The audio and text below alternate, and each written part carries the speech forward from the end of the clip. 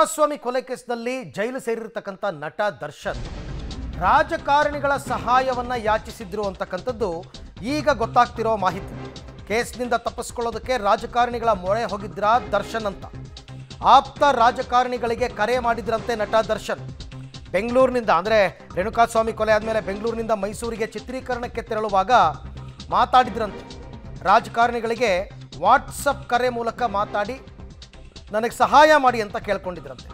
ಇದೆಲ್ಲ ಮಾತಾಡಿದ ಬಳಿಕ ಕಾಲ್ ಲಿಸ್ಟನ್ನು ಡಿಲೀಟ್ ಮಾಡಿದ್ದಾರೆ. ಆ ಕಾಲ್ ಡೀಟೇಲ್ಸ್ ರೀಟ್ರೀವ್ಗೆ ಮುಂದಾಗಿದ್ದಾರೆ ಪೊಲೀಸರು.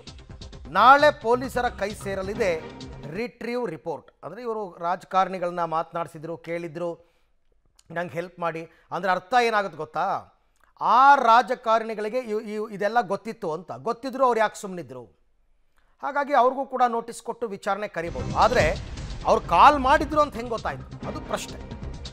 ಕೊಲೆ ಕೇಸ್ನಲ್ಲಿ ದರ್ಶನ್ ಜೈಲು ಸೇರಿ 2 ತಿಂಗಳಾಯಿತು. ಒಂದು ಕಡೆ ಮನೆ ಊಟ ಕೂಡ ಸಿಗಲಿಲ್ಲ, VIP ಟ್ರೀಟ್ಮೆಂಟ್ ಕೂಡ ಇಲ್ಲ. ಸಾಮಾನ್ಯ ವಿಚಾರಣಾಧೀನ ಕೈದಿಯಂತೆ ನಟ ದರ್ಶನ್ ಇದ್ದಾರೆ.